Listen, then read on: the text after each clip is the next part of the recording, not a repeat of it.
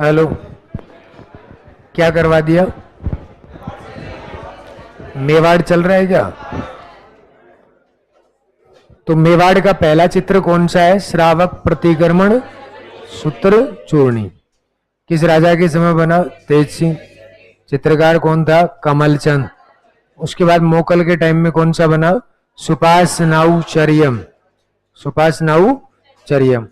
और उसके बाद में अगला आता है यहाँ पे कि एक चित्र कौन सा बना है? चोर पंचाशिका, जो किसकी है? वेलण, है ना। और इसको मेवाड़ी उद्गम बताया गया है, सबको पता है। इतना ही लिखवाया था क्या? चलो, परिजात अवतरण तुम्हें याद ही है वैसे भी, देखो दिखा भाई।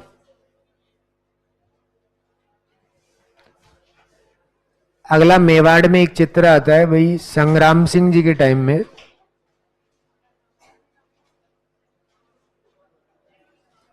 और इनके समय में बना था बिहारी सतसई।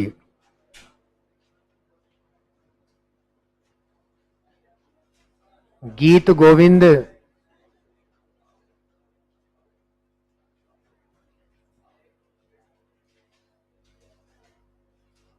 मुल्ला दो प्याजा, लतीफे,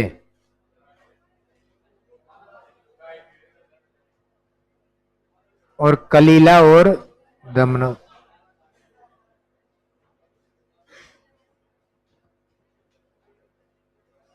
ये सब संग्राम सिंह जी के टाइम में बने थे, बस बातें नहीं भाई, है ना। क्योंकि आज ये टॉपिक खत्म भी हो जाएगा वैसे भी।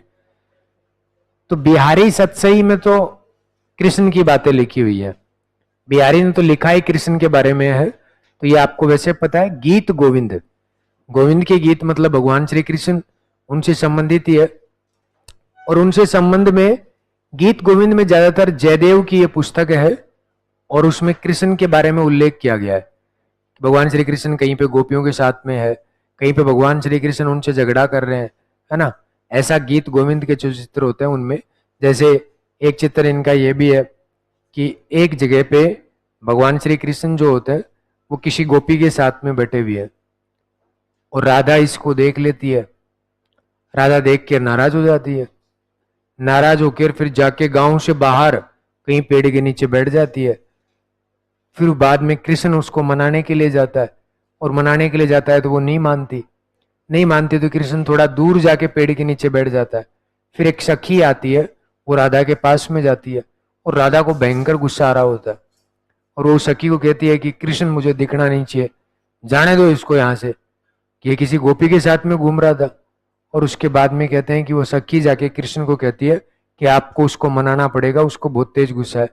फिर कृष्ण जाके वहां पे दो कान पकड़ के खड़ा हो जाता है, और उसके बाद में वो मान लेता है। तो ये तो महिला प्रधान तो हमेशा ही रहा है ना। पुरुष बेचारे झुकते हुए ही आए, ये तो राधा भगवान भी झुकते थे तो सबको झुकना ही पड़ता है। और उसके बाद में कहते हैं कि ऐसे चित्र जो होते हैं ना, वो गीत गोविंद के है। आप और आपको चीजें याद क्यों नहीं होती है? क्योंकि आपको उसके अंदर क्या है उसका नहीं पता, इसलिए लफड़ा रहता है। हमने क्या है कि उन चीजों को देख रखा है, इसलिए वो सीधी सीधी दिमाग में छपी रहती है कि अच्छा गीत गोविंद ये था क्या। उसके बाद में अगली बात आती है मुल्ला दो प्याजा। ये मुल्ला दो प्याजा नाम, मुल्ला नाम है। ये जब भी कोई लतीफा पढ़ता था तो उस समय दो प्याज खाता था। लतीफे होते हैं ना, उसमें उर्दू में चलते हैं। तो वो जब पढ़ते कोई भी कि ले भाई दो लतीफे मैं सुनाता हूं, दो प्याज खाता। इसीलिए इसके लतीफे जो थे उनके चित्र जो है वो इस शैली में बने हुए हैं। समझ में आ गई बात? कोई भी कहानी की बातें जो होती हैं उसमें बनी हुई होती है। तीसरा आता है यहाँ पे कलीला और दमना। कलीला और दमना जो है ये पंचतंत्र कहानी है, पंचतंत्र कहानी के पात्र हैं, पंचतंत्र कहानी के पात्र हैं, है ना। तो ये पंचतंत्र जो एक पुस्तक चलती है, कभी आप उसको देखोगे तो उसमें ज्ञान देने वाली, समझाने वाली कहानियां हैं। इसी प्रकार की कहानियां इसमें कलीला और दमना है।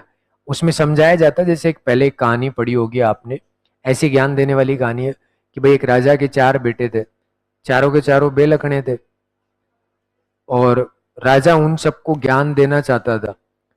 तो राजा जब मरता है तो सबको अपने पास बुलाता है और बुला के कहता है कि अपना वो खेत जो है ना उसमें धन गड़ा हुआ है और तुम जाके निकाल के ला सकते हो।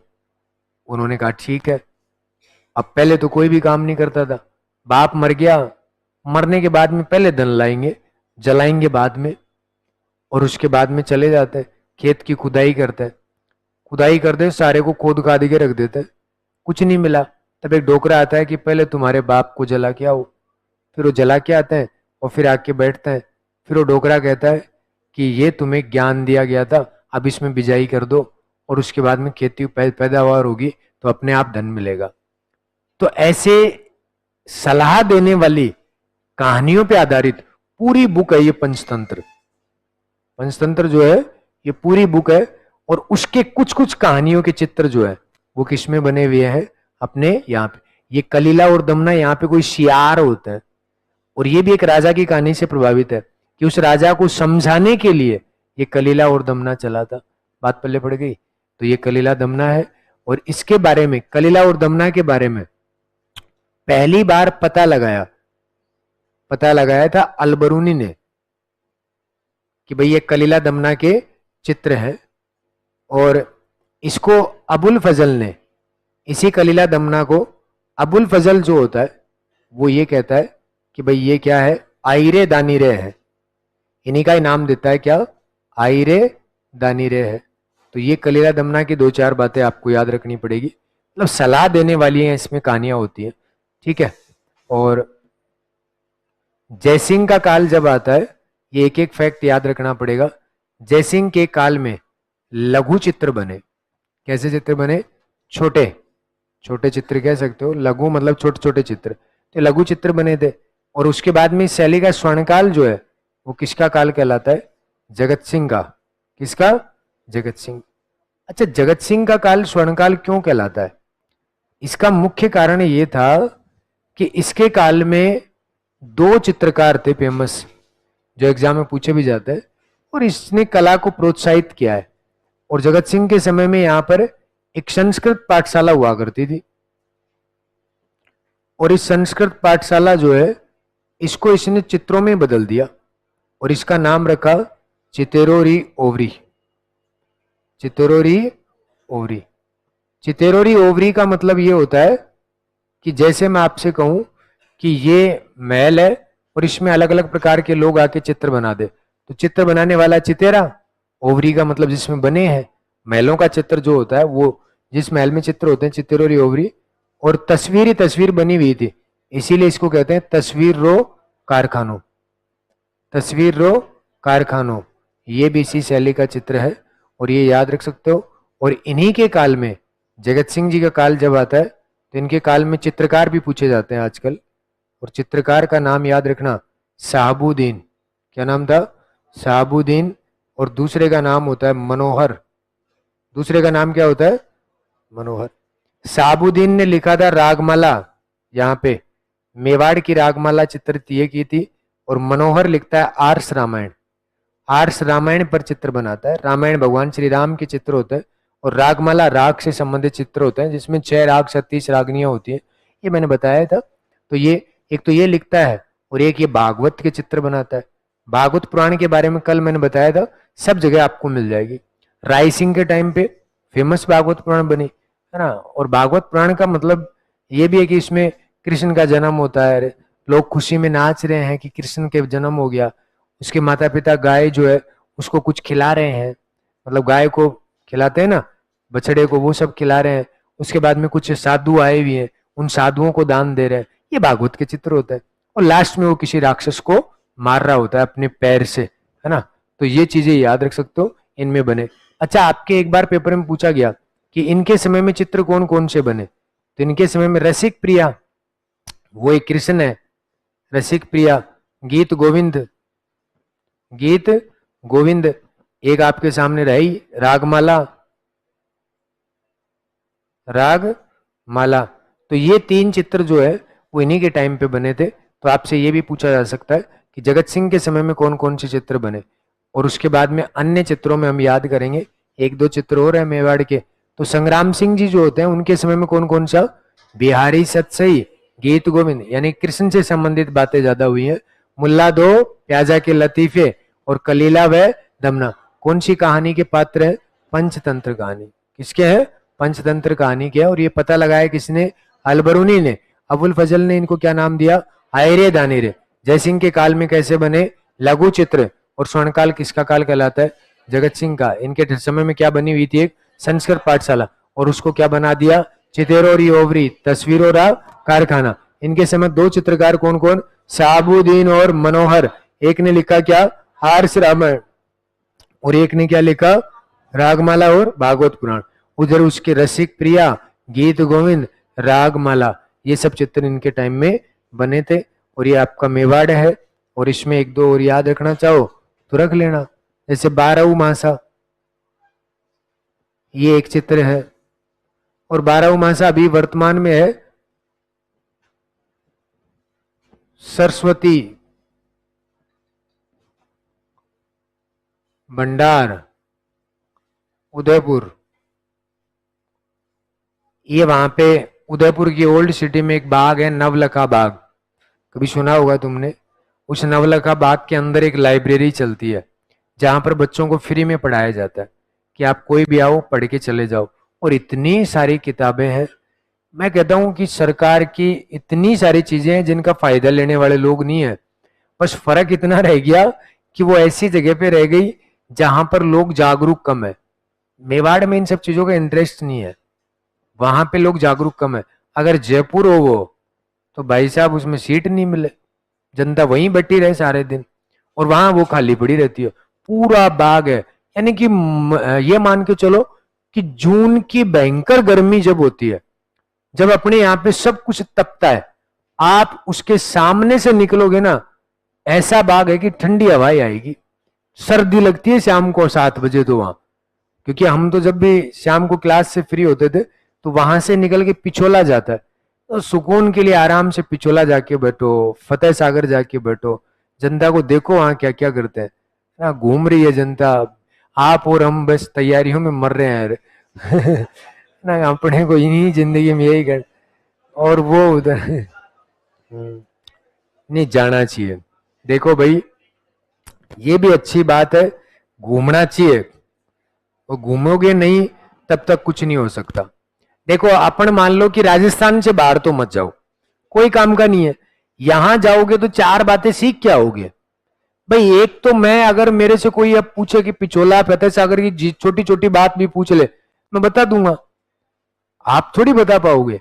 एक तो अपन प्रत्यक्ष में ही देखें, और एक अपन मास्टर के मुंह से सुने, तो बड़ा अंतर होता है इन सब चीजों में।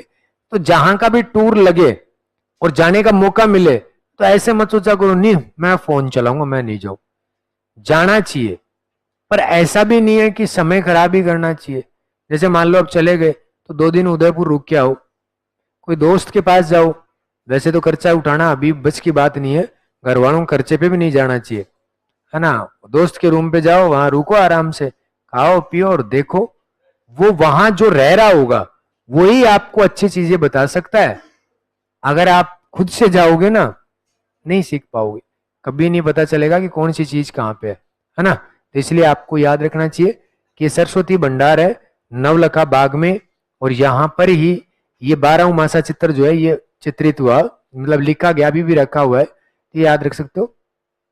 एक चित्र मेवाड़ का है, मुरली मनोहर, कहते हैं कि इसे मेवाड़ की मोनालिसा कहते हैं इस चित्र को, पर अपन नहीं लिखेंगे ये बात तो, क्योंकि ये फैक्ट आरबीएससी ने तो लिखा नहीं है, तो ये बात आप याद रख सकते हो। एक ये आ सकता है गोधुली चित्र। अच्छा, आप सोच रहे हो क्यों आ सकता है? इसलिए आ सकता है कि ये 12वीं क्लास की किताब में दे रखा है, और बड़े से बोल्ड करके और दे रखा है। 12वीं की चित्रकला की जो किताब चलती है मैं वो ही पढ़ाता हूं, इसीलिए उसमें बोल्ड करके दे रखा है, और इसका राइटर भी दे रखा है, इसलिए मतलब पुख्ता जानकारी तो है। और राइटर का नाम क्या है? चोखा, चित्र को बनाने वाला। क्या है? महल बने हुए हैं, और महलों की अटालियां समझते हो? नहीं समझते? झरोखे समझते हो? बालकनी समझते हो? ये अंग्रेज देखो बालकनी समझते हैं, है ना। हाँ, तो बालकनी है वो। उस बालकनी में भगवान श्री कृष्ण, उनके दोस्त जितने भी होते हैं उन सबकी माँ खड़ी है, माँ जितनी भी वो खड़ी है। और कृष्ण जो होता है अपने दोस्तों के साथ, सायंकाल का समय है और सायंकाल के समय में गायों को वापस लेके आ रहा है और शहर में गाय प्रवेश कर रही हैं और जैसे उनके बच्चे उनको दिखाई देते हैं वो सारी हंस रही हैं, वहां से वार्तालाप कर रही हैं, बोल रही हैं, कृष्ण भी उनको बोल रहा है। बड़ा प्यारा सा चित्र है ये, जिसमें गाय का चित्र बने हुए हैं, खूब सारी गायें चल रही है आगे। ऐसा जीवन वापस आए तो एक बार सुकून तो मिले यार। ये सब गाड़ियां वाड़ियां जल जाएं यार, ये जितनी फैक्ट्रियां वैक्ट्रियां सब खत्म, मोबाइल सबसे पहले, जिसके पास एप्पल का है वो सबसे पहले बड़े आग से जल जाए, मेरा भी जल जाए क्या फर्क हो गया उसमें, सबका ही जलना चाहिए। पर ये एक बार वही सुकून वाली जिंदगी जिसमें गढ़ किले हो, है ना, गांवों की झोपड़ियां बनी हुई हो, पेड़ ही पेड़ हो, आदमी आदमी से ये रहे कि भाई ये मेरा सबसे बड़ा सहयोगी है, सबका पैसा वैसा सब जल जाए, सब बराबर हो जाए, सब कंगाल हो जाए है ना, सब एकदम ये मानो, और फिर सुकून गजब का। अब उसमें जब गाय अंदर जा रही है तो कई गाय दौड़ के जा रही है, तो गाय से तो गो हो गया, गाय से तो गो हो गया, और जैसे ही वो दौड़ रही है तो वहां से धूल निकल रही है, और धूल निकल रही है तो आकाश की तरफ धूल छाई हुई है। आपस में बच्चे अपनी माँ से बातें कर रहे हैं, उनकी माँ इसलिए खुश हो रही है कि देखो गाय चरा के लाया मेरा छोटा सा टिंगर, है ना, और बड़ी खुश है वो। और बड़ा प्यारा सा चित्र है, 12वीं क्लास की किताब में ये, उसको गोदुली, और बनाने वाला भी कोई जोरदार आदमी है, चोखा आदमी था तब चोखा चित्र बना दिया, है ना, इसलिए याद रख सकते हो। ये चित्र भी मेवाड़ शैली का है और बड़ा प्यारा सा है, तो आप इन सब चित्रों को याद रखिएगा और एक बार छाप दीजिएगा ताकि मेवाड़ कंप्लीट, और उसके बाद में अपन कोटा, बूंदी, अलवर, जयपुर, बस।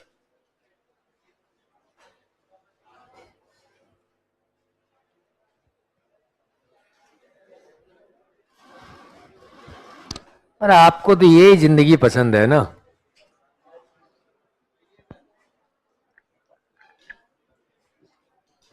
ये पसंद नहीं है। जैसी मैं अभी बता रहा था वैसी जिंदगी अगर जीनी हो तो एक रजिस्ट्रेशन करवाना पड़ता है, और है,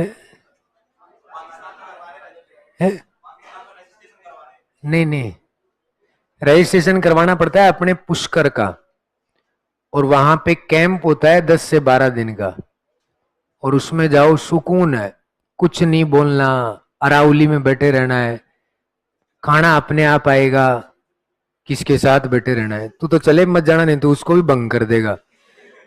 इनके दिमाग में साथ ही चलता रहता है। इस दुनिया से भी अलग दुनिया होती है, इस साथ की दुनिया से भी अलग दुनिया होती है, और सुकून और रहता है उसमें। तुम्हारे दिमाग में ये कचरा ही चलता रहता है। और क्या उखाड़ लिया तुमने अब तक साथ रह के, आज भी यहीं बैठा है।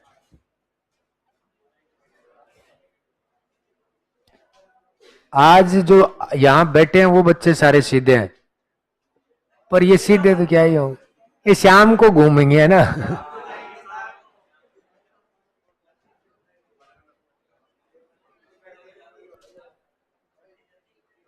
कोई नहीं भाई, तुम्हारा जीवन है, कुछ भी करो, हम तो क्या ही समझाएंगे, है। मैं थोड़ा, हाँ, नहीं नहीं, यहीं के ही है वो तो, हाँ है तो शेखावटी, मैं शिक्षकों से कम ही जानता हूँ, ऑनलाइन के लिए। अच्छा, कल तुम सेशन देख रहे थे क्या? इसका मतलब रात को क्लास भी देखते हो क्या? कभी कभी खोल के देख लेते होंगे ना, है, कभी कभी खोल के देखते हो, नींद आ जाती है?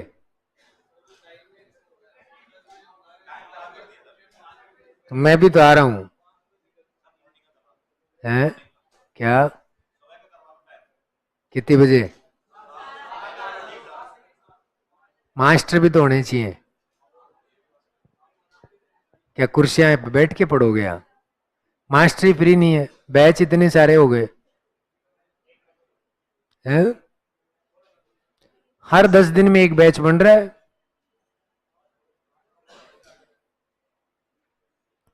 हो जाएगा, पर ये तो चेंज तो होगा। वो गुरुजी आएंगे ना, पाठक सर। हाँ, तो वो सोमवार को आ रहे हैं।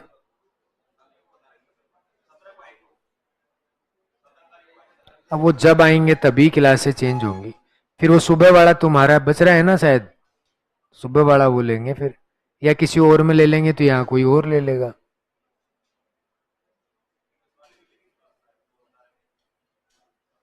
हाँ, जो भी बच रही है क्लास तो लगेगी।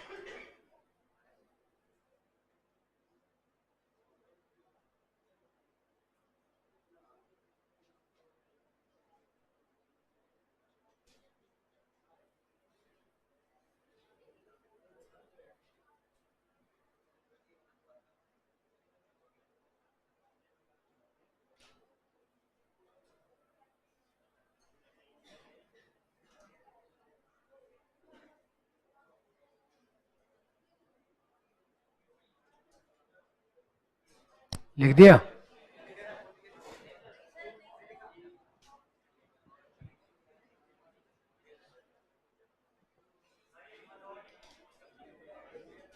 आर्स रामायण, आर्स रामायण रामायण का ही पार्ट है, फोटोकॉपी नहीं होती उसमें, ये आर्स रामायण।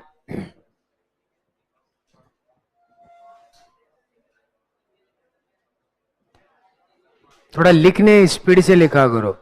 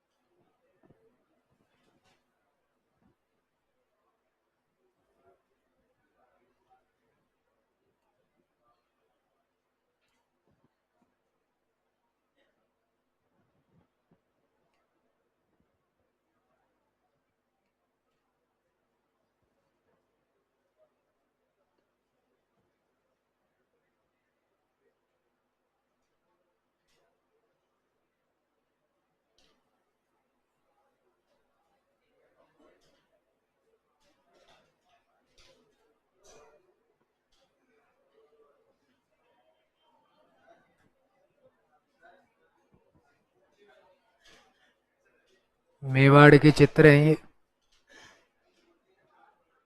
मुरली मनोहर चित्र का नाम है।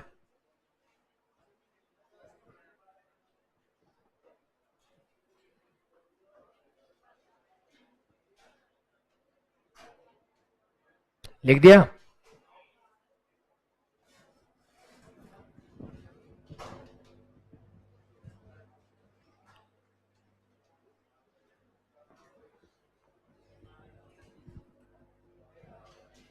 लिख लिया।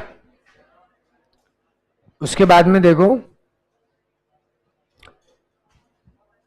एक आती है कोटा शैली। देखो ये थोड़ी छोटी छोटी है। मेवाड़ उदयपुर, उदयपुर बड़ी थी। इसमें शिकार के दृश्य बने, इसलिए इसको शिकार शैली भी कह लेते हैं। इस शैली की शुरुआत जो है वो राम सिंह के, महाराव राम सिंह के काल में होती है।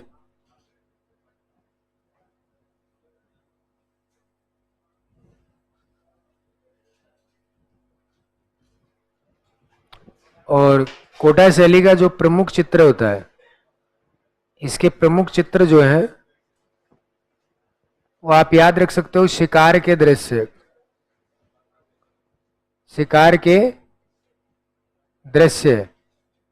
पर ये सारे के सारे 2D हैं भाई साहब। 3D शिकार का दृश्य बना था देवगढ़ शैली में। 3D नाम आएगा तो ही करना होता है वो, नहीं बाकी 2D में से सारे के सारे, जिसको आप देख सकते हो। और ये शिकार का दृश्य आते ही आपको कौन सा करना होता है, कोटा। इसमें ज्यादा कुछ है ही नहीं। और कोटा में एक चीज ये याद रखनी है कि राम सिंह जो थे ये बड़े पशु पक्षियों के प्रेमी हुआ करते थे। तो इन्होंने क्या किया, महलों की छत पर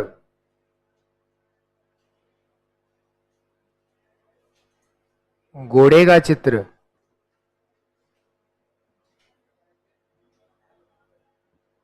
और छतरी पर हाथी का चित्र,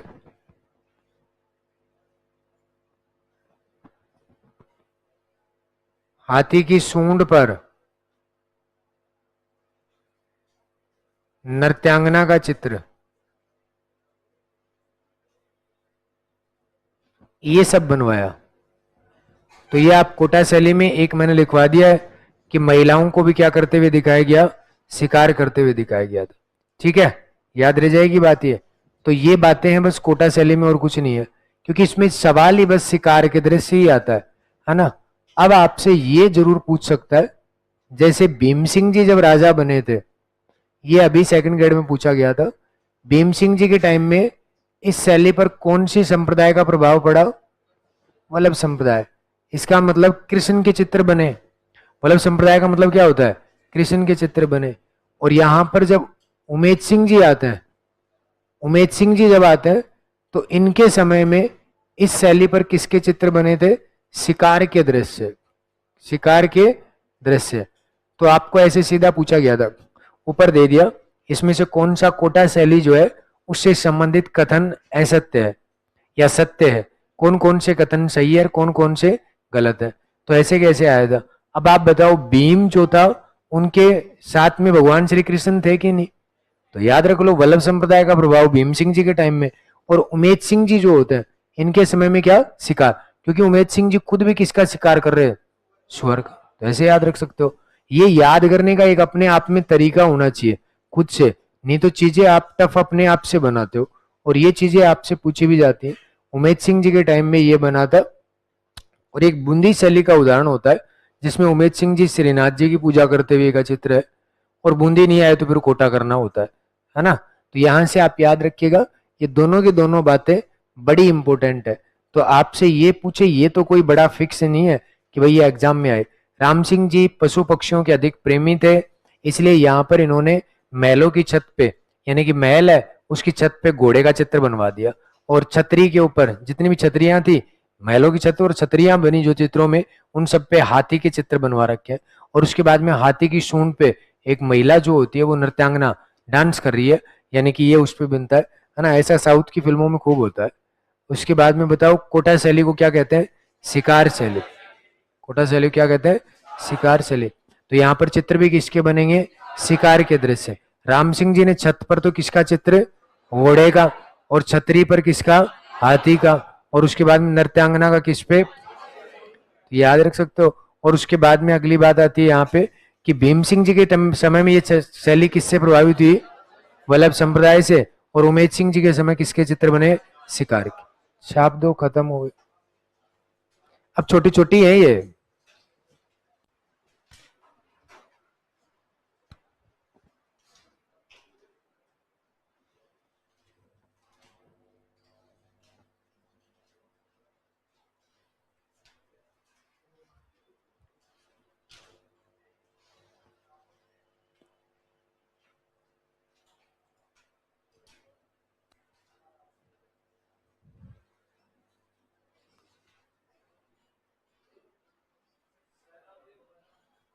है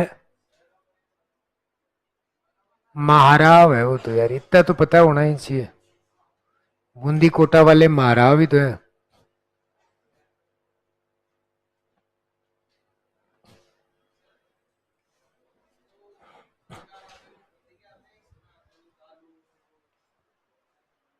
करवाएंगे अलग से, चित्रकार चित्रकार एक साथ, रागमाला सेट।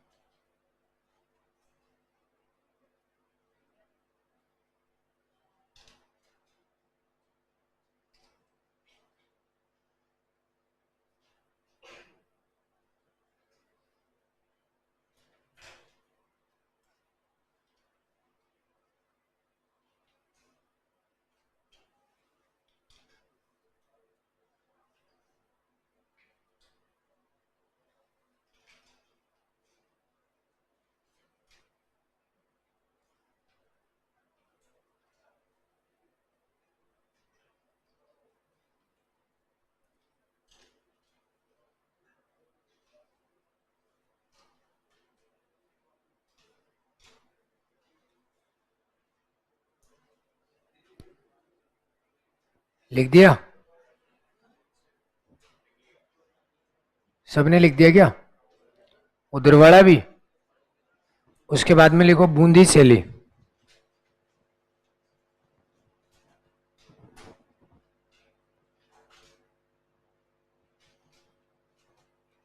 इसको कहते हैं पशु पक्षी शैली। कौन सी? अब सुनना, अगर पशु पक्षी शैली है तो आपको याद कैसे रखना है? सबसे पहले पशु याद करो कि पशु कौन सा है, तो हाथियों की लड़ाई। पशु में किसके चित्र बने हुए हैं? दो हाथी आपस में सूंड फंसा के लड़ाई कर रहे हैं, बस ये है एक। उसके बाद में अब पक्षी आ गया, तो पक्षी में सबसे ज्यादा है यहाँ पे वर्षा में नाचता हुआ मोर, बहुत पूछा जाता है। जब मैंने बताया था कि बारिश की बात जब आ जाए तो कौन सा करो, बूंदी। वर्षा में नाचता हुआ मोर। और बूंदी शैली में क्या हुआ? प्रकृति का चित्रण। किसका चित्रण? प्रकृति का चित्रण हुआ। अब देख लो भाई, प्रकृति में क्या क्या आता है? बाग बगीचे हैं, बाग बगीचे आते हैं ना, तालाब,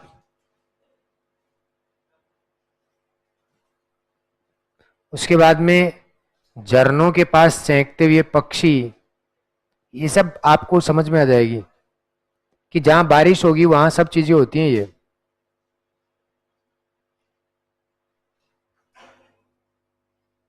झरनों के पास सेंकते हुए पक्षी, एक बात तो ये होती है।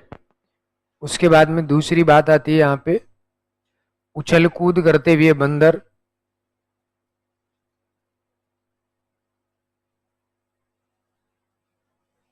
करते हुए बंदर, ये सब आप याद रख सकते हो क्योंकि ये प्रकृति में ही आता है। तो बूंदी में प्रकृति इसलिए भी आ रही है कि भौगोलिक स्थिति खुद बताती है कि बारिश जहां पे होगी, नदियां उदियां होंगी, तो वहां पे ये सब चीजें एक सामान्य सी बात है। तो बारिश से ही वर्षा में नाचता हुआ मोर, ये एक इम्पोर्टेंट है। अब बूंदी के दो भित्ति चित्र होते हैं जो आजकल आपसे पूछे जाते हैं, दीवारों पर बने हुए। और ये भित्ति चित्रों में दो देखो, एक तो आता है आपने पढ़ रखा होगा यहाँ पे रंग महल, जिसको रंग विलास कहते हैं, और एक आता है यहाँ पे चित्रशाला। और ये दोनों पेपर में आ रही है। तो रंग विलास जो है, इसका निर्माण तो किसने करवाया? छत्रसाल, या जिसको कई किताबों में शत्रुसाल भी लिख रखा है, तो इसने बनवाया था। तो रंग विलास का मतलब इसमें चित्र बने दीवारों पे। और चित्रशाला का निर्माण करवाया उमेद सिंह जी ने। और ये एग्जाम में, हर तीसरे एग्जाम में आ रहा है। दोनों महलों का नाम पूछ लेता है, इसको बनाने वाला कौन है, इसलिए आ रहा है क्योंकि आपके आरबीएससी वाली किताबों में दे रखा है। अब आगामी भर्ती में सवाल एक ये भी पूछा गया कि उमेद सिंह जी के टाइम में, उमेद सिंह जी के समय बूंदी शैली में ऐसे कैसे पूछा गया था, नवीन मोड आया।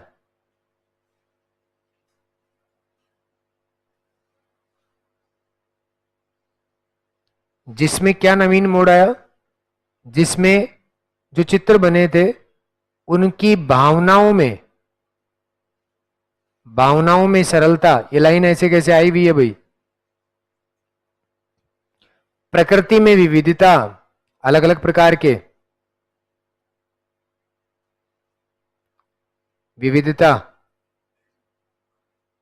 और सतरंगी बादल,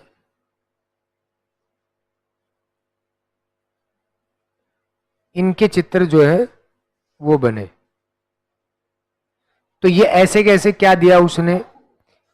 पहले कथन में देता है कि उमेद सिंह जी के काल में चित्रशाला में भित्ति चित्र बने, एक कथन। अभी कथन दिया है, ऊपर दिया उमेद सिंह जी के काल में चित्रशाला में क्या बने? भित्ति चित्र बने। यह भी कथन हो गया, सही बात है, क्योंकि चित्रशाला का निर्माण किसने करवाया? उमेद सिंह जी ने। नीचे कारण, कारण उमेद सिंह जी के समय में बूंदी शैली में नवीन मोड़ आया, जिसमें भावनाओं में सरलता, प्रकृति में विविधता, सतरंगी बादल के चित्र बने। ये बात भी सही है।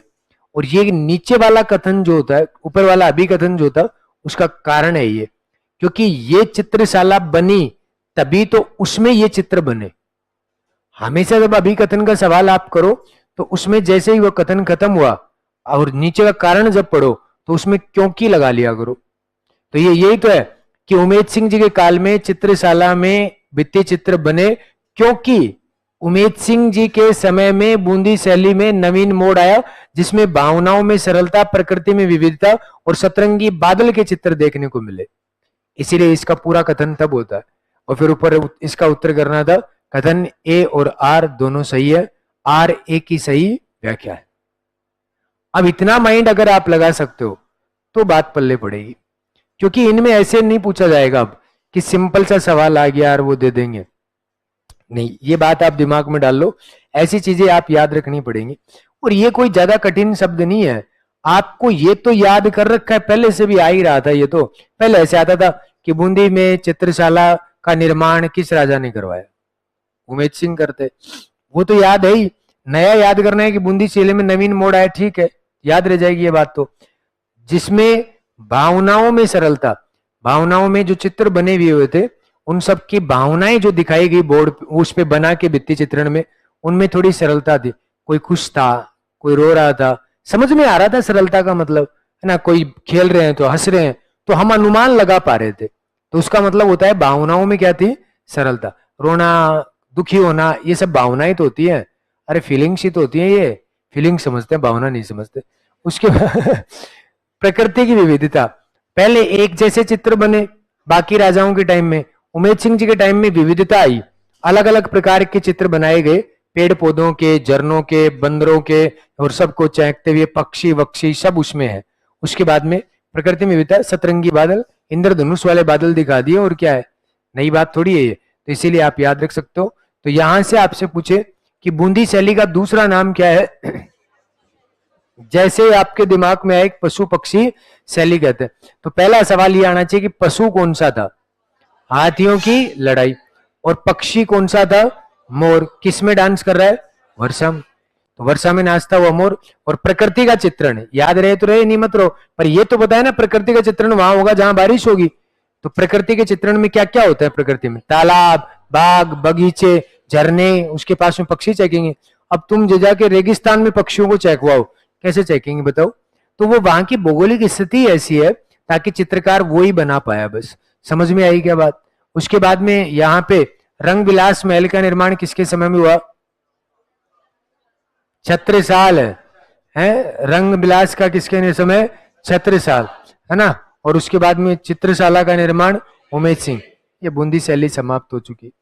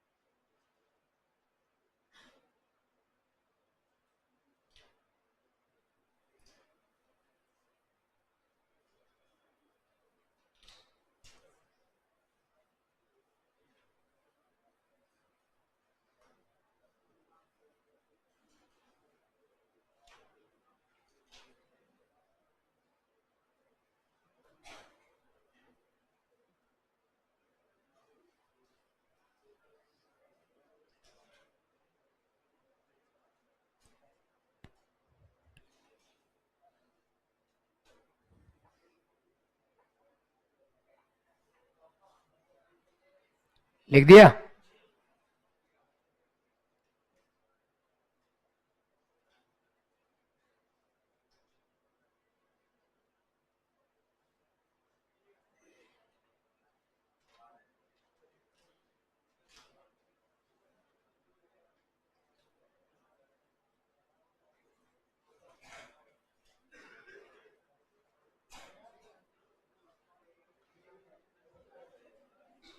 लिख दिया क्या भाई? उसके बाद में छोटी सी है झालावाड़ शैली। झालावाड़ शैली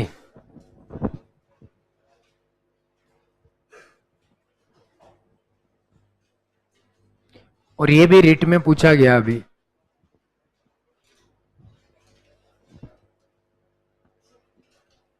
झालावाड़ शैली में लिखो, इसी शैली में, इसी शैली में श्रीनाथ जी के चित्र,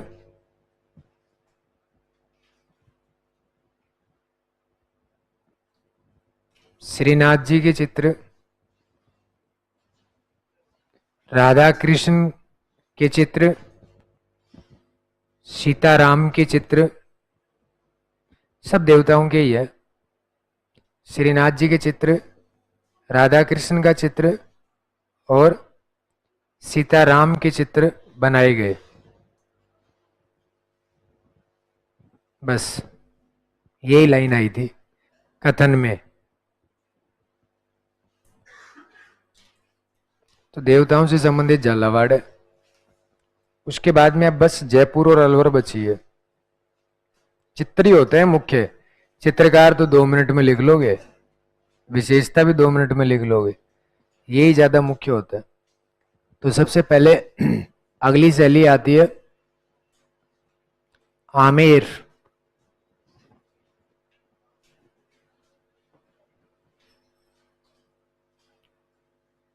इसी शैली की शुरुआत जो है वो भित्ति चित्रण से होती है। शुरुआत में इसमें भित्ति चित्रण ही बने। कहां कहां बने? बैराट के बाग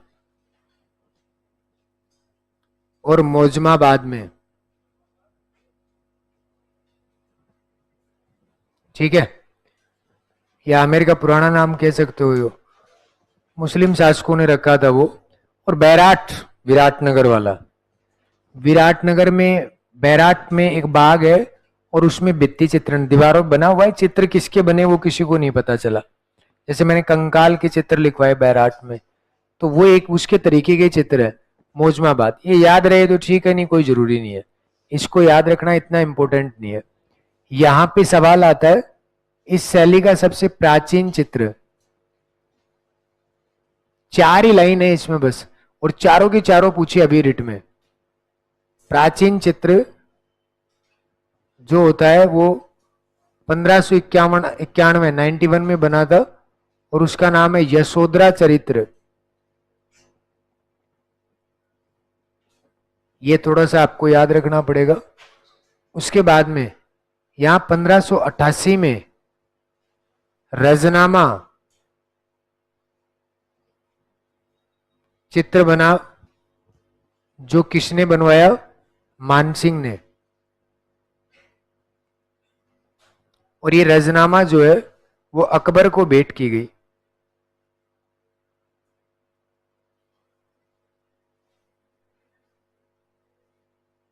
रजनामा है क्या? पहले आमेर में हुआ करता था सूरत खाना। सूरत खाने में मतलब सूरत प्रदान करना, चित्र बनाना, आमेर में वो हुआ करती। मानसिंह के समय में ये महाभारत जो है, उस महाभारत का इन्होंने उर्दू में अनुवाद करवाया, फारसी में अनुवाद करवाया। और ये किसने करवाया अनुवाद? तो ये करवाने वाले व्यक्ति थे जिसका नाम था अकबर। अकबर खुद कहता है कि तुम्हारी जो महाभारत है ना, उसके फारसी में मुझे चित्र बनवा के दो। तो उस समय मानसिंह इनकी संधि कर ही रखी थी। मानसिंह ने कहा मैं बनवा दूंगा। लगभग 169 बड़े बड़े चित्र बनाए गए थे वसलियों पे, कागज पे। तो कितने चित्र बने थे इसमें? 169 ये चित्र बने थे और ये वसलियों पे बनाए गए थे, है ना। तो ये कौन सी है? रजनामा। अब आप इसको रटो मत, क्योंकि रजनामा ये शब्द ही ऐसा है मुस्लिम समुदाय का। तो सबसे पहले संधि करने वाली रियासत कौन सी है? आमेर। तो वहीं पे ही तो अकबर को खुश करने के लिए ये महाभारत का फारसी में अनुवाद करवाया गया, और वो किसको भेंट की गई? अकबर। क्योंकि अकबर चाहता था यार तुम्हारी महाभारत में क्या है, कहते ना कि अकबर पढ़ा लिखा आदमी नहीं था, और उसके पास लाइब्रेरी हुआ करती थी, और पता नहीं 20,000 के आसपास पुस्तकें हुआ करती थी। जो भी समझदार व्यक्ति होता है उसी को कहता है पढ़ के बता इसमें क्या क्या लिखा हुआ है। तो सुनता, और सुनने से चीजें समझ तो विकसित होती है ना। क्या अनपढ़ आदमी को समझ नहीं है क्या? होती है, सब समझते हैं। तो इसीलिए ये व्यक्ति था, बोला रजनामा का चित्र बनवाओ। अब उसके बाद में अगली बात आती है यहाँ पे मिर्जा राजा जयसिंह की।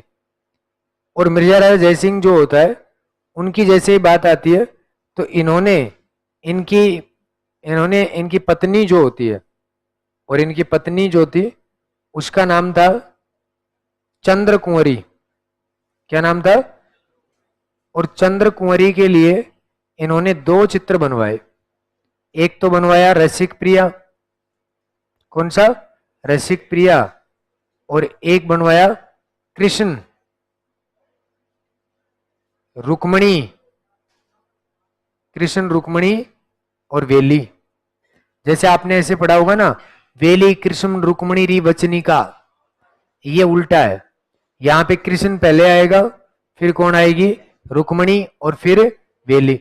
इस वेली कृष्ण रुक्मणी में क्या है? राधा प्लस गोपियां, गोपियों के और कृष्ण के, सॉरी राधा और गोपी तो एक ही हो गई ना मानो कृष्ण व गोपियों के युगल रूप। तो कृष्ण गोपियों के युगल रूप के चित्र बने हुए है। तो देखो, क्योंकि मिर्जा राजा जयसिंह की पत्नी है चंद्र कुंवरी, तो एक तो रसिक प्रिया भेंट कर दी। रसिक प्रिया तो ये हो गई कि वे प्रेम की निशानी है, यानी भगवान श्री कृष्ण और राधा के बारे में। परंतु इन दोनों का तो विवाह हुआ है, तो इन दोनों का विवाह हुआ है, तो इसने कहा कि मैं रुक्मणी की बात करूंगा, मैं राधा की बात नहीं करूं, क्योंकि वो तो प्रेमिका है। प्रेमिका का एक चित्र दे दिया, चलो वो ठीक है। और उसके बाद में कृष्ण और रुक्मणी, क्योंकि इन दोनों के पति पत्नी थे ना आपस में, इसलिए इन्होंने किसका चित्र दिया था? कृष्ण रुक्मणी वेली का। तो एक बार देखो दिखा, आमेर शैली बस समाप्त हो चुकी। इसकी शुरुआत जो है वो कौन से चित्रण से होती है? भित्ति चित्र। कहां पे बने? बैराट के बाग और मोजमाबाद। इस शैली का प्राचीन चित्र कौन सा है? यशोधरा चरित्र। उसके बाद में कौन सी बनी? रजनामा। और ये किसने बनवाई? मानसिंह ने। किसको भेंट की? अकबर को। कितने चित्र हैं? 169। और मिर्जा राजा जयसिंह की पत्नी का नाम चंद्र कुंवरी, उसको कौन से चित्र भेंट किए गए? रसिक प्रिया, कृष्ण, रुक्मणी, वेली। अब बताओ दिखा, सबसे पहले चित्र कहां पे बने? बैराट का बाग और मोजमाबाद। उसके बाद सबसे प्राचीन चित्र कौन सा है? यशोधरा चरित्र। और उसके बाद में यहाँ पे आती है क्या बना? रजनामा। किसने बनवाई? मानसिंह ने। कितने चित्र थे? 169। उसके बाद मिर्जा राजा जय सिंह की पत्नी चंद्र कुंवरी, और उसको उसने कितने चित्र दिए? 2। एक तो रसिक प्रिया, दूसरा कृष्ण रुक्मणी वेली, और उसमें कृष्ण और गोपियों के युगल रूप के चित्र है। छाप दो इसको।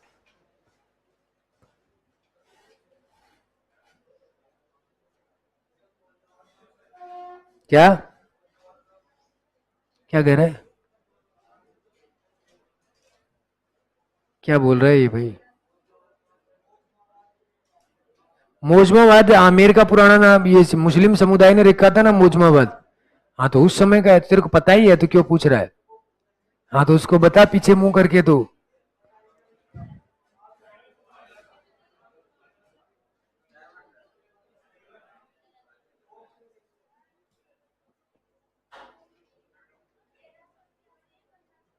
पंद्रह 15।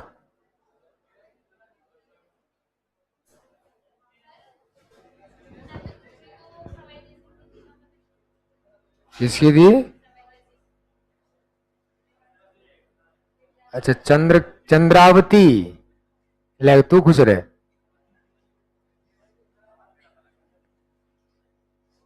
हाँ वो तुमने वो पढ़ा होगा देबारी समझौता। हाँ मुझे पता है, उसकी वजह से तुम्हें याद आ रही है अब चंद्र कुंवरी।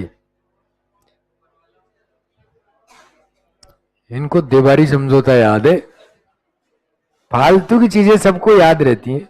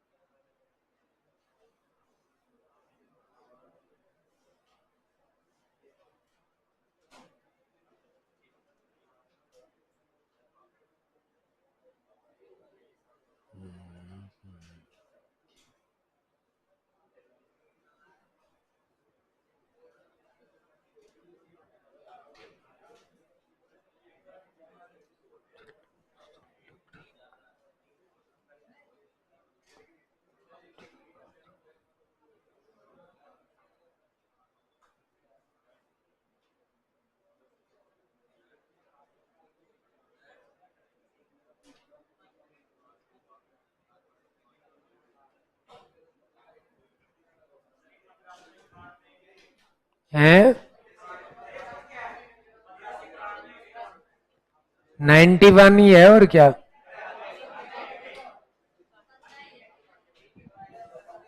अरे 15 ही है ना, जब ये लिखा है तो वो भी ऐसा ही है। ये लो,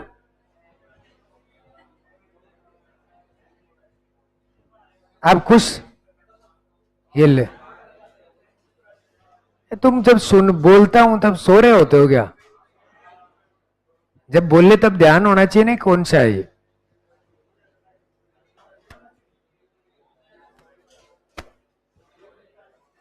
जब तो बातों में ध्यान रहता है, बातों में ध्यान रखोगे तो ऐसे ही होगा।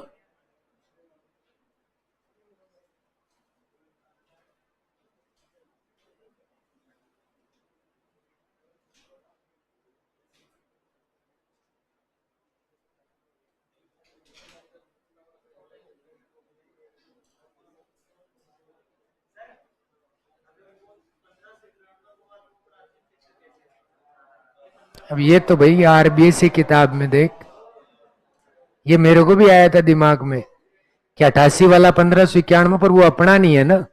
रजनामा यहाँ बनी है, पर रजनामा यहाँ थोड़ी है।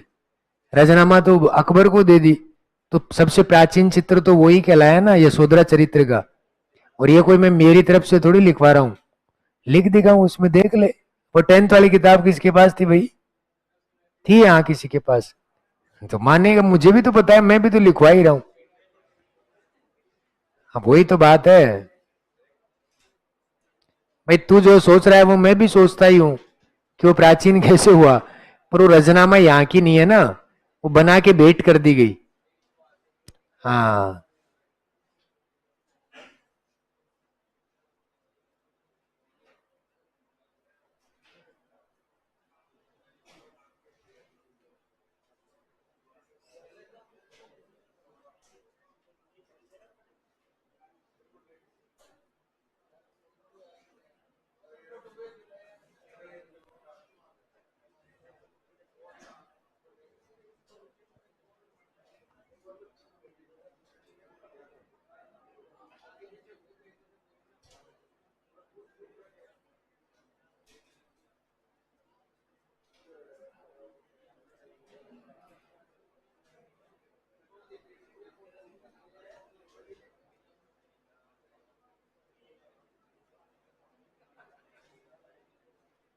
लिख दिया क्या? लिख दिया तो एक नोट डाल के लिख लो। मिर्जा राजा जयसिंह ने 1639 में, मिर्जा राजा जयसिंह ने 1639 में, मिर्जा राजा जयसिंह ने 1639 में, 40 नहीं 39, 39। अरे ये कभी पढ़ा नहीं तुमने? 1639 में गणेश पोल का निर्माण करवाया। गणेश पोल आमेर में है ना, दुनिया का सर्वश्रेष्ठ दरवाजा है, तुम्हें पता ही नहीं है। तुम तो बस ये गुजर की तड़ी की रोड है तोड़ लो। गणेश पोल का निर्माण करवाया और उस पोल पर भित्ति चित्रण करवाया गोबर का। लिखने की चीज तो नहीं लिख रहा है, किसका? हाँ लिख ले। भित्ति चित्रण करवाया।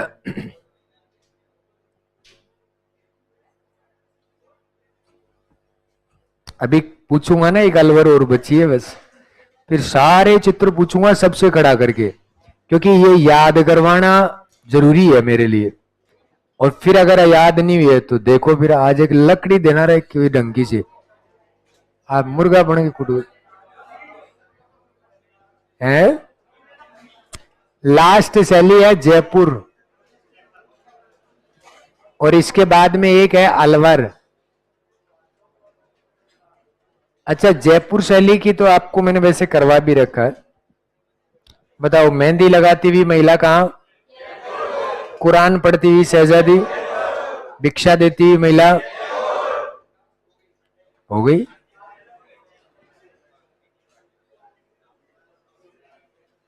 जयपुर शैली के चित्र जो होते हैं, देखिएगा साहब, इनमें एक आता है कि भाई देवी देवताओं को, बेटा बात नहीं, यूरोपियन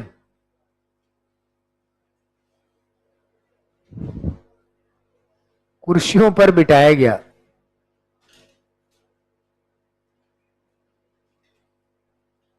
ये सवाल सीधा ऐसे कैसे आया? कौन सी शैली ऐसी है जिसमें देवी देवताओं को यूरोपियन कुर्सियों पर बिठाया गया? कौन सी आएगी? एक तो ये सवाल आता है, सीधा सीधा पूछता है। इसके चारों फैक्ट ही सीधे आए थे। एक ये पूछा गया, दूसरा पूछा गया चेहरे पर चेचक के चित्र, चेचक के निशान या चोट के निशान। ये एग्जाम में पूछा गया है कि चेहरे पर चोट के निशान जो है वो कौन सी शैली में? जयपुर। और चेहरे पर चेचक के निशान भी जयपुर।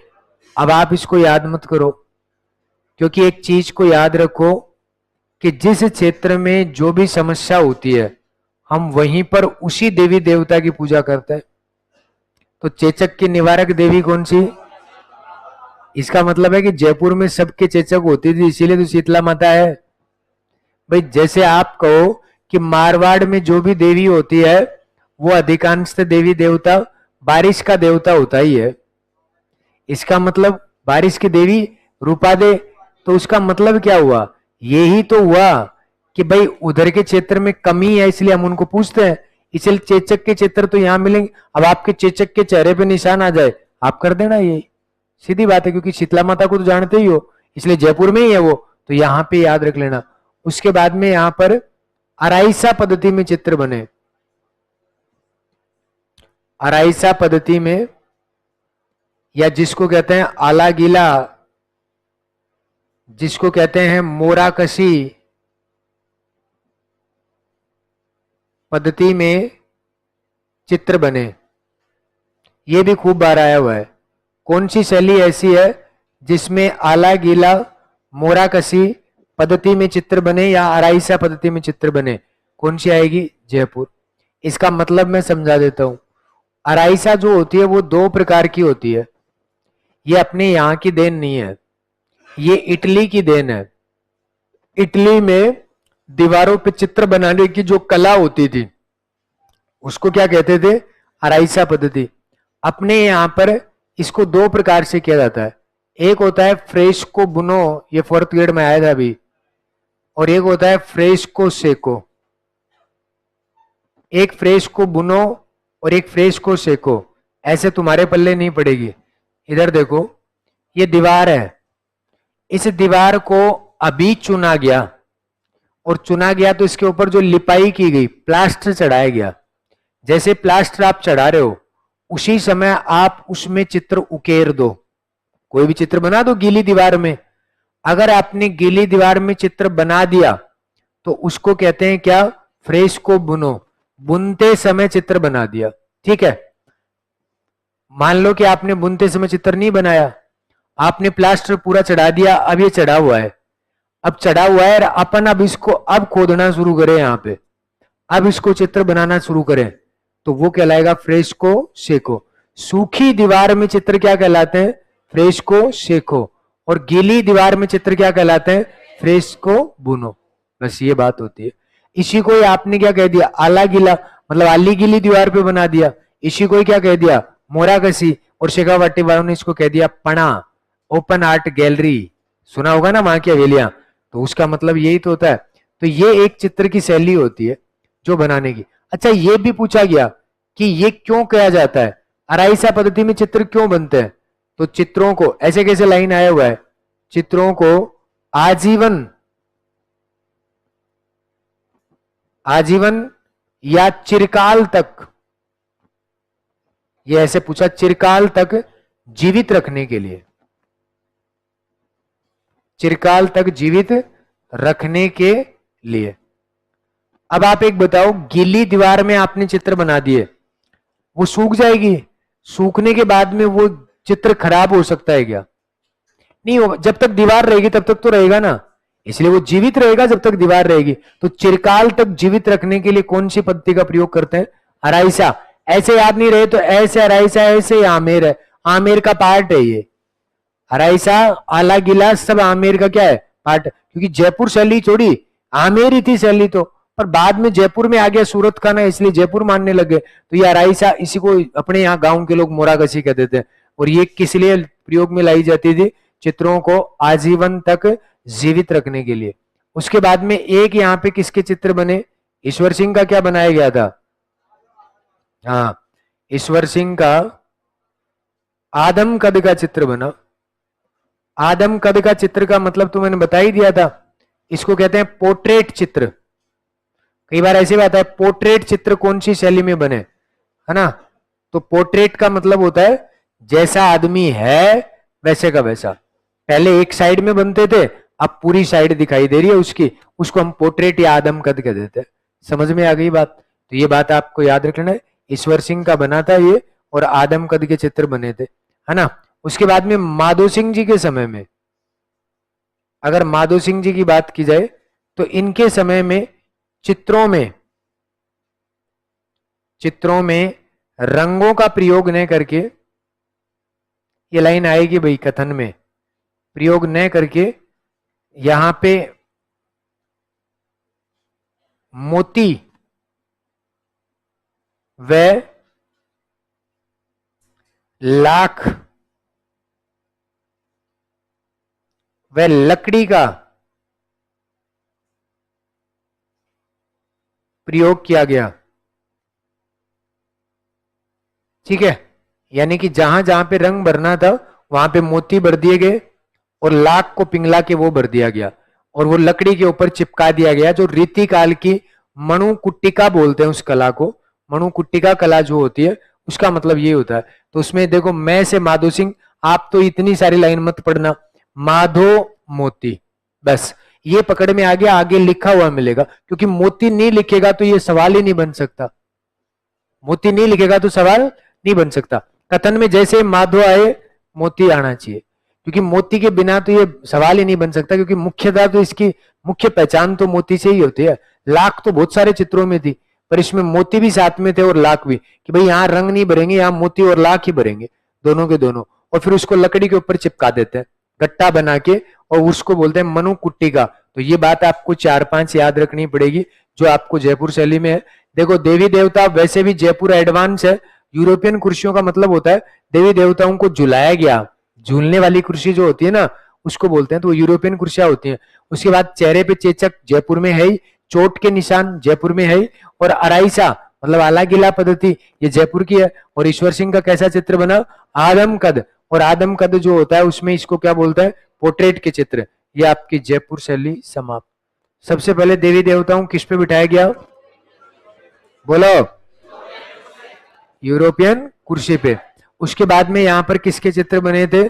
चेहरे पर किसके? चेचक। लोगों की चेचक होती थी तो चेचक ऐसी होती है जिसके निशान रह जाते हैं ब्लैक ब्लैक। इसलिए अधिकांश जो चित्रकार देखेगा वही तो लिखेगा, उसकी भौगोलिक स्थिति लिखता है कि यहाँ के लोग कैसे थे, कैसी इनकी शैली थी, क्या कपड़ा पहनते थे, उधर की चीजें। और बिना मूछों वाले चित्र भी केवल जयपुर में मिले, यानी कि यहाँ सब क्लीन शेविंग में रहते थे सारे के सारे। कारण यह था ना कि भाई मुगल से प्रभावित है, सबसे अधिक मुगल शैली का प्रभाव किस पे रहा? आमेर और जयपुर दोनों पे रहा। तो ये मुगल शैली भी आप याद रख लेना। तो इसलिए यहाँ ये सब पता होना चाहिए, तो आपको पता होना चाहिए मुगल शैली का प्रभाव, सर्वाधिक प्रभाव। तो दोनों ही आएंगे भाई, आपको एक ही ऑप्शन में मिलेगा, आमेर और जयपुर। अब मुगल मूछ रखते थे क्या? तो बस, तो मूछ रहित चित्र, रहित ही होता है ना, सहित का मतलब तो होती होंगी, रहित चित्र बने। तो वो उसने कहा तुम भी नहीं रख सकते मूछे ऊंचे, मूछ नहीं तो कुछ नहीं, लिखो।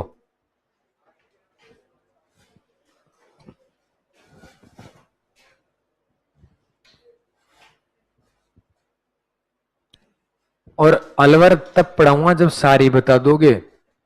अलवर तो पढ़ाई रखी एक तरीके से, गणिका वैश्या बस। नफीरी वादन, वेणी गूंथती हुई, और अच्छा अंगड़ाई लेती हुई। देखो इसको अंगड़ाई याद है बस, सारा दिन छत पे चढ़ के यही देखता रहता है, कौन अंगड़ाई ले रहा है, कौन उबकाई ले रहा है। तभी तो चश्मा लग गई, ज्यादा आंखें सेक ली तूने।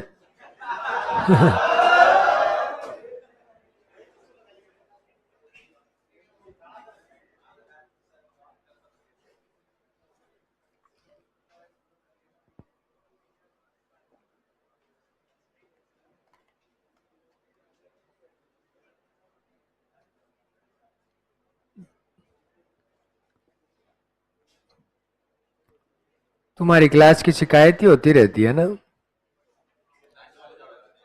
क्यों करते रहते हैं? क्या मैंने किसी को नहीं की?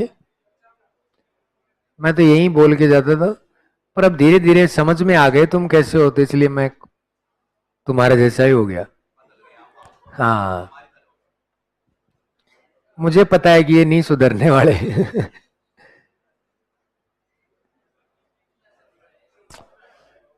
पर शिकायत तो नहीं करता मैं, कम से कम।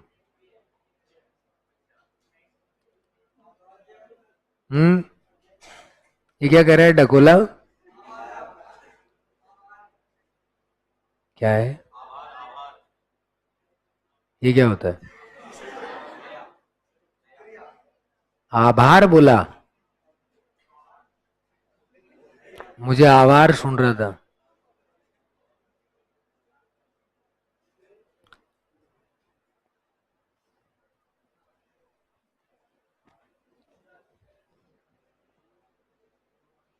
ये तूने ये पेन से क्या लिखा है हाथ पे?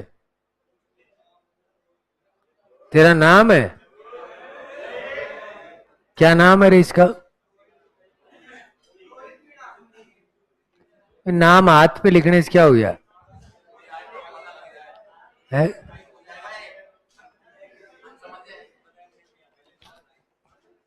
इसका क्या खोएगा? कौन ले जाएगा इसको? नरेंद्र मोदी ले जाएगा?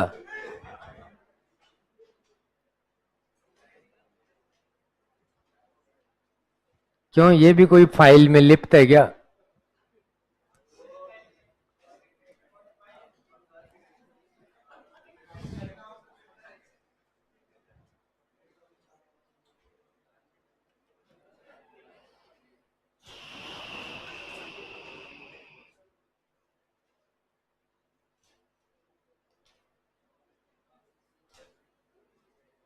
देखो भौगोलिक स्थिति अगर आपको याद है तो चित्रों को याद रखना कोई मुश्किल काम नहीं है। एरिया की पहचान होनी चाहिए बस थोड़ी सी। ज्योग्राफिकल चीजें ज्यादा हैं, तब तो आपको रटना नहीं पड़ेगा। नहीं तो फिर रटो भाई।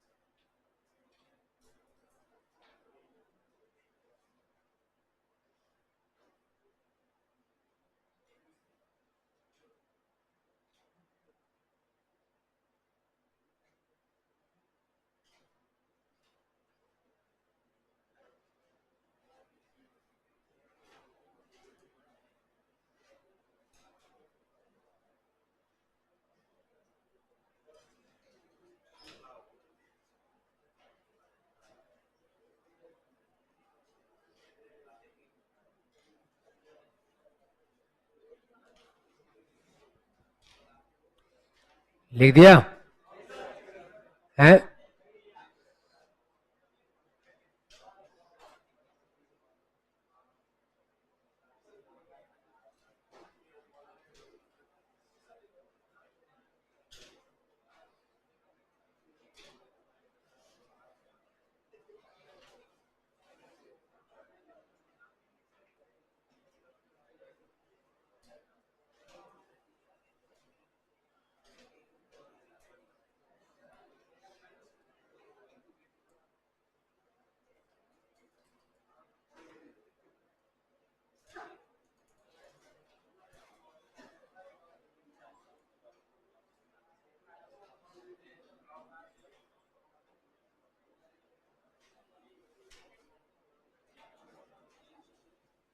लिख दिया क्या?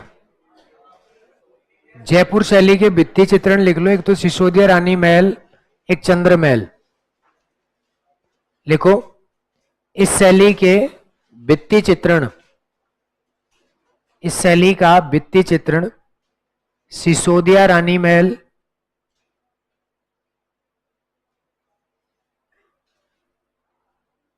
सिसोदिया रानी महल व चंद्र महल में हुआ। सिसोदिया रानी महल और चंद्र महल में हुआ।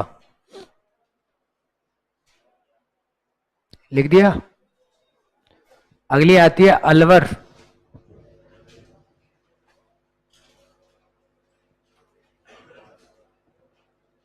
बोर्ड पे देखना। अलवर को बसाया किसने था? प्रताप सिंह था। प्रताप सिंह नरूका, इनके टाइम में शुरुआत होती है, क्योंकि नरूका शाखा जयपुर वालों की है। सुन लिया करो, 2 मिनट में पता चल जाएगा। प्रताप सिंह नरूका जयपुर आया और अपने साथ चित्रकार लेके गया, शिव कुमार, और दूसरा डालचंद, और इन दोनों को ले जाके और राजगढ़ लेके गया, और राजगढ़ के शीश महल में इन्होंने इससे क्या बनवाए? भित्ति चित्रण। तो भाई वहां जैसे जाके बसे बसे तो फिर वहां पे कोई ना कोई तो चित्रकार चाहिए। तो जयपुर वालों के पास से पहले ही थे, तो यहां से लेके गया ही और ले जाके वहां शीश महल में चित्र बनवाए। ये आपका 4th ग्रेड में आया हुआ है। ऐसे कैसे सवाल आया था कि अलवर के किस शासक ने शिव कुमार और डालचंद को शरण दी? तो कौन आएंगे? प्रताप सिंह। अलवर को बसाने वाले यही थे। उसके बाद में अलवर शैली के जो और चित्र होते हैं, तो एक तो गणिका वैश्याओं का, ये तो आपने बता भी दिया, वैश्याओं के चित्र। ठीक है। एक आता है यहां का नफीरी वादन।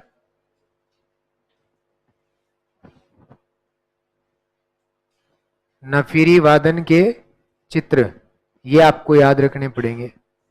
गणिकाओं के चित्र, वेश्याओं के चित्र, नफीरी वादन। और बख्तावर सिंह को ये मैंने लिखवा दिया ना, कैसे नहीं लिखा? बख्तावर सिंह को जोगियों, फकीर, साधुओं के साथ, हाँ, साधुओं के साथ धर्म चर्चा करते हुए दिखाया गया।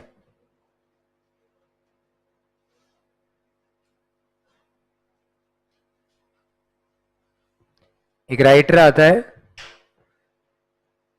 जो मंगल सिंह राजा थे, और मंगल सिंह के समय में, मंगल के समय में मैं से ही है मूलचंद, और ये खूब आया। मूलचंद और इसके साथ एक था उदयराम, और दोनों ने मिलके हाथी दांत पर चित्र बनाए। तो हाथी दांत केवल और केवल कौन सी चली आएगी? बस ये चित्र हैं आपके अलवर के। अच्छा, नफीरी वादन का चित्र इसलिए बना हुआ है क्योंकि ये मेवात क्षेत्र है। नफीरी का मतलब होता है सेनाई। लोक नाटक में समझाया था, सेनाई और क्या नाम है ये, डफली, दोनों वाद्य यंत्र अलवर साइड के हैं। एक महिला जो है वो नफीरी बजा रही है, सेनाई बजा रही है यहाँ पे, और अकेली खड़ी है। तो वो यही चित्र है। तो ये बाकी तो समझा ही रखा था। अलवर की शुरुआत किसने की? प्रताप सिंह नरूका। चित्रकार कौन थे? शिव कुमार और डालचंद। कहां पर? राजगढ़। क्या बनवाए? शीश महल में भित्ति चित्रण। उसके बाद में गणिका वैश्या तुम्हें समझा दिया था। उसके बाद नफीरी वादन भी बता दिया। बख्तावर सिंह बता ही रखा था, ये याद करना था मंगल सिंह के समय में। कौन? मूलचंद और उदयराम किस पर चित्र बनाए? हाथी दांत पर। तो सबसे पहले बताओ, अलवर को बसाया किसने?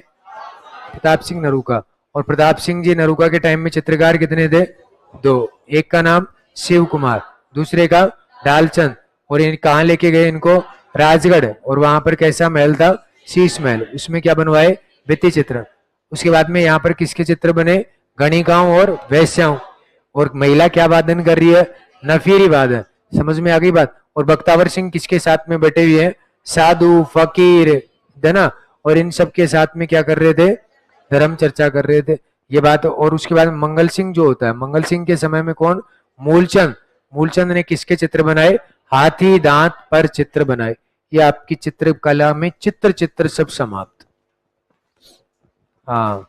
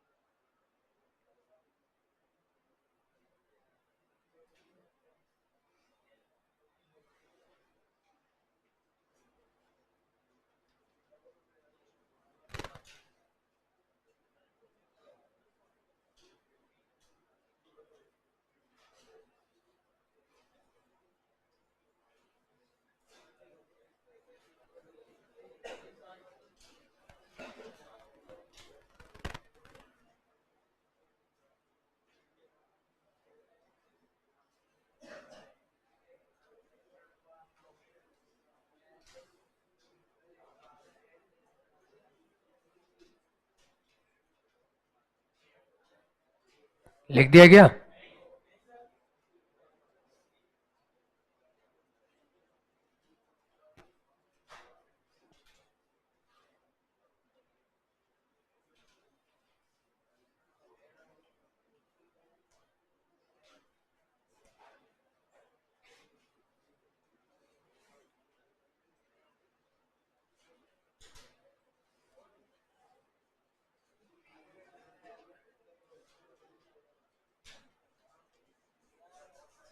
लिख दिया?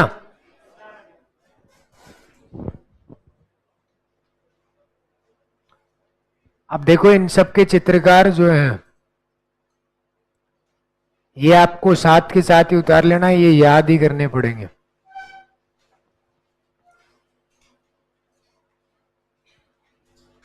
मेवाड़ में मैंने बताया था कमलचंद, बताया था ना, याद करो किसका? श्रावक प्रतिक्रमण सूत्र। फिर बताया हीरानंद सुपासनाऊ चरियम, दोबारा से रिपीट हो रही हैं चीजें, याद रख लो। उसके बाद में मैंने साहिब राम साबुद्दीन है, ये साबुद्दीन बताया, क्या लिखी थी इसने? रागमाला और भागवत पुराण। साबुद्दीन मनोहर ने क्या लिखी? आर्ष रामायण। क्या लिखी थी? एक जगन्नाथ होता है,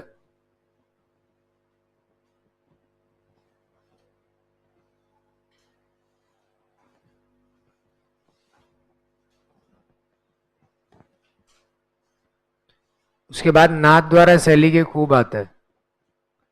अच्छा, नाथ द्वारा शैली में देखो भगवानों के नाम है तो शैली भी उनसे संबंधित, जैसे नारायण है, नारायण भगवान का नाम है ना। चतुर्भुज है, यही भगवान का नाम ही है। शालिग्राम भी भगवान का नाम है। बताओ है कि नहीं?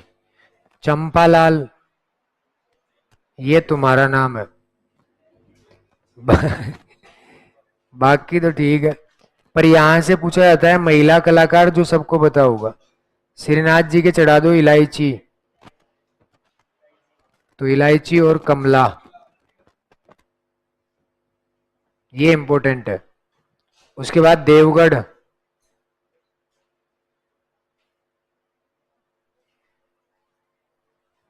देवगढ़ का है चोखा, ये आया था अभी। कमला, बैजनाथ,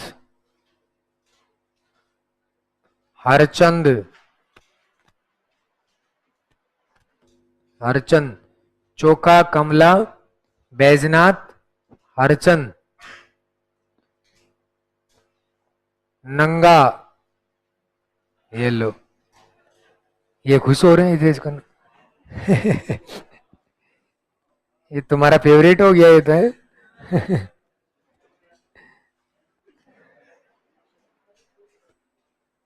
बगता भी होता है एक बगता, इसके तो भाई सारे आए थे। आरपीएससी ने इसको तो ऐसे कथन में दिया अभी नए पेपर में किसी में, कि बताओ इनमें से कौन सा इससे संबंधित नहीं है। ये तो फेल करने के सवाल होते हैं ऐसे तो। उसके बाद में आता है देवगढ़ के बाद में जोधपुर। अच्छा, जोधपुर के ये तीन जो शुरू में लिख के जा रहे हैं ये ज्यादा, इनमें जय जय आएगा, जैसे छज्जू तो जोधपुर, जीतमल जोधपुर, सैफू जोधपुर, नाथा नहीं पाकिस्तान, दासा जिसके पीछे बाटी लग जाए, अमरदास बाटी, सब जोधपुर के हैं। एक ही पॉइंट है और क्या? शिवदास बाटी,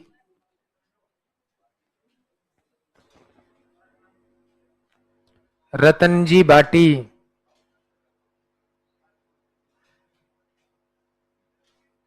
और एक आप पढ़ते ही हो वीर जी। एक आपने पढ़ा होगा मतीराम, जिसने कौन सा लिखा था? रसराज। ये जोधपुर के हैं।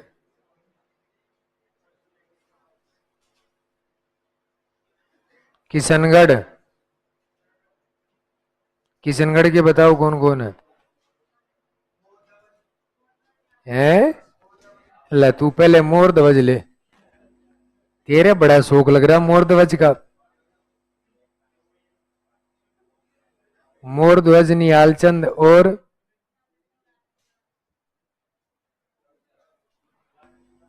हाँ वो सही बोल रहा है ये। उठा लो इसको गोद में। लाडली दास। तो एक तो लाडली दास है, एक धन्ना है साहब। नहीं लिखू मैं तो अमरचंद, पीछे लिखवा तो दिया मैं, जो लिखवा दिया उसको ही बोल रहा है अमरचंद निहालचंद। भंवरा,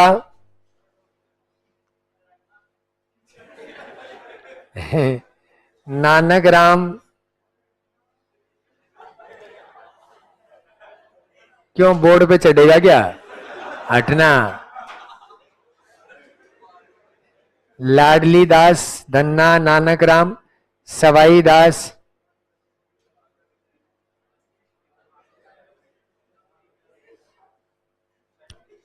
लाडली दास, धन्ना, भंवरा, सवाई दास, अमरदास या अमरचंद। ले रहे अमरचंद लिख दिया।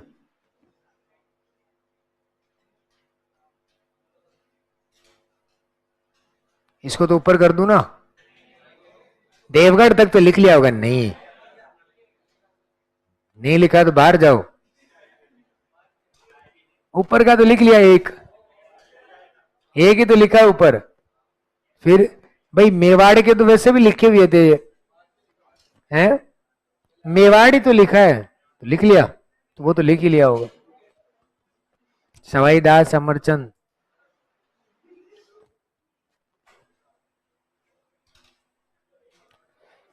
किशनगढ़ हो गया, जोधपुर हो गया, बीकानेर, अजमेर के और बीकानेर। देखो बीकानेर की दो कला है, एक तो कौन सी और एक दूसरी।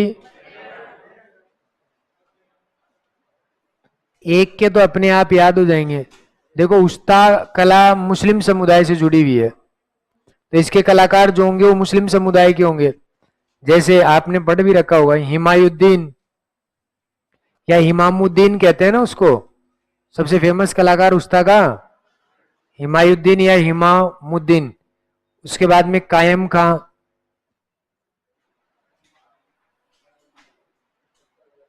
एक आता है रुकनुद्दीन।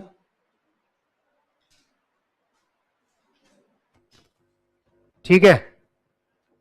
और मतरेण कला में देखो मैं से ही है सारे, मुन्ना लाल, मुकुंद,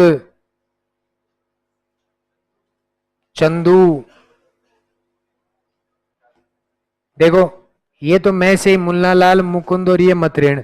अच्छा एक याद करना, यहां पे राजा थे हैं, यहां पे राजा हुआ करते थे अनूप सिंह। और ये अभी फर्स्ट ग्रेड में पूछा गया था। अनूप सिंह जी के समय में त्रिकुट विशेष है, 3 कलाकार हैं, रामलाल, अली राजा और हसन। अली रजा और हसन, ये तीनों फेमस कलाकार थे।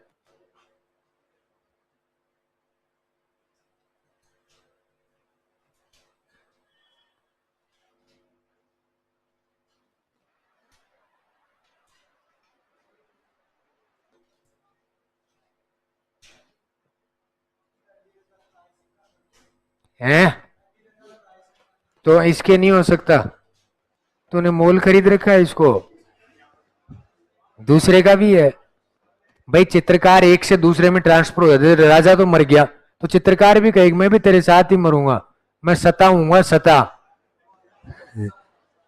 हद हो गई। अजमेर,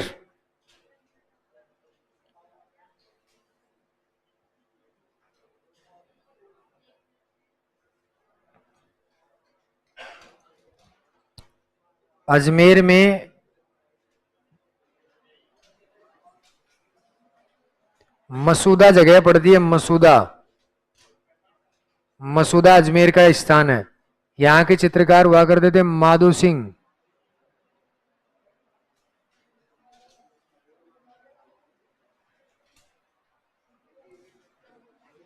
सावर जगह है, सावर का था तैयब खान।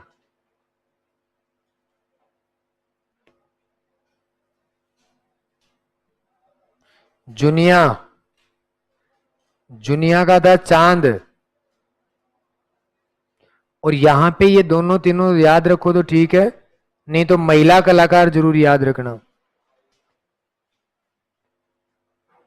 वैसे तो आ जाएगी अजमेर मुस्लिम समुदाय का एरिया। साहिबा और उष्णा, ये दोनों महिला कलाकार थे।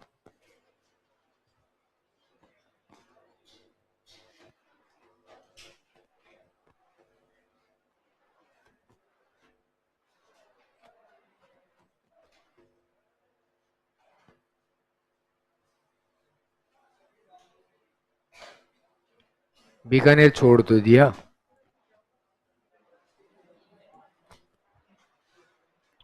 कोटा, ये चार ही हैं इसके दो।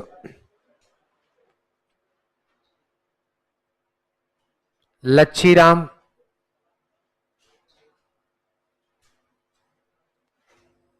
रघुनाथ,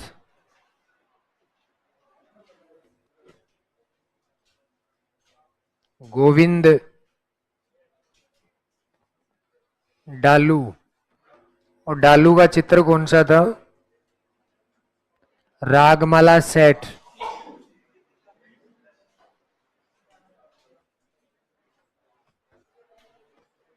बूंदी,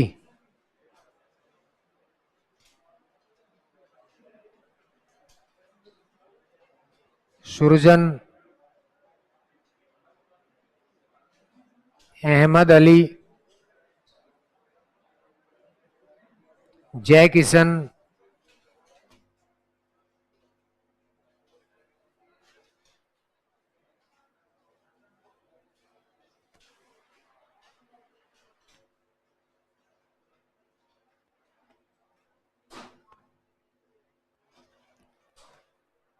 जयपुर,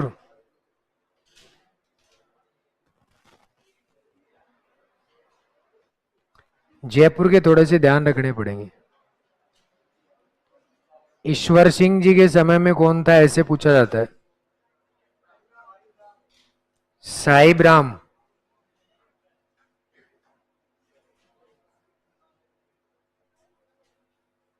अच्छा एक तो साहिब राम और दूसरा लालचंद।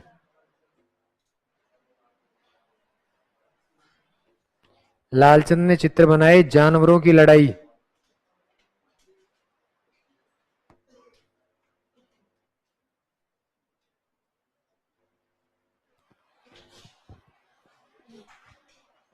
फिर ये आरएस में आया। जयसिंह के समय चित्रकार कौन थे? यही था, एक तो साहिब राम था और जयसिंह का मुख्य चित्रकार था मोहम्मद।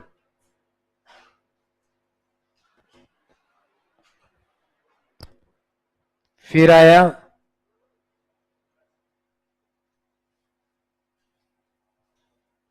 माधो सिंह का, और माधो सिंह का चित्रकार होता है लाल चितेरा। पर ये लाल चितेरा ईश्वर सिंह जी का भी है। वो लालचंद अलग है, ये लाल चितेरा अलग है। लाल चितेरा ने जानवरों की रिन के चित्र इसने बनाए थे।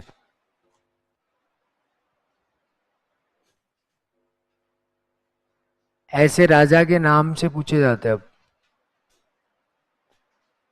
उसके बाद में प्रताप सिंह,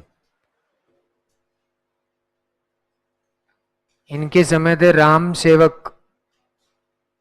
एक ही शैली में है ये। गोपाल, हुक्मा,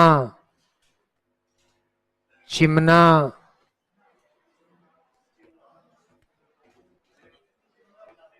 अरे रुक जाओ चिमना बेगम, फालतू चीजें याद रहती हैं।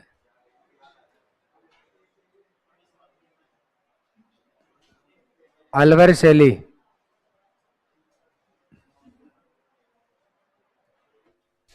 बलवंत सिंह के समय,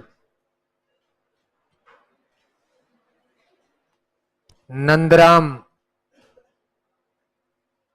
छोटे लाल, बख्शाराम,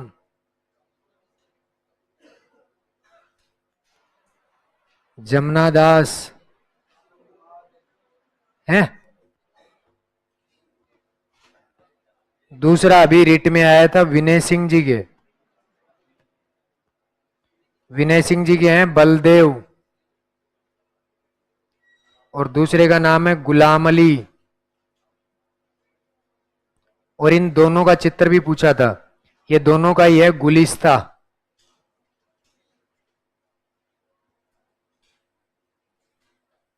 ये इंपॉर्टेंट भी है।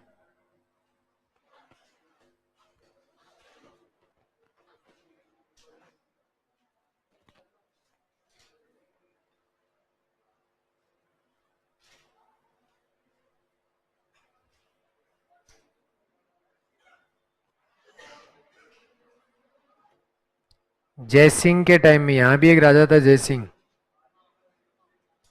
था ना। उसके समय में राम गोपाल, राम सेवक,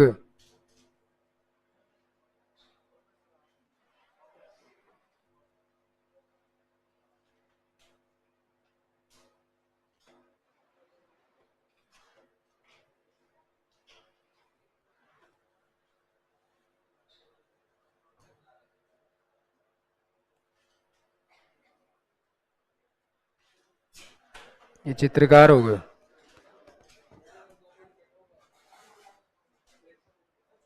नहीं हो गया ये, अब क्या बेट।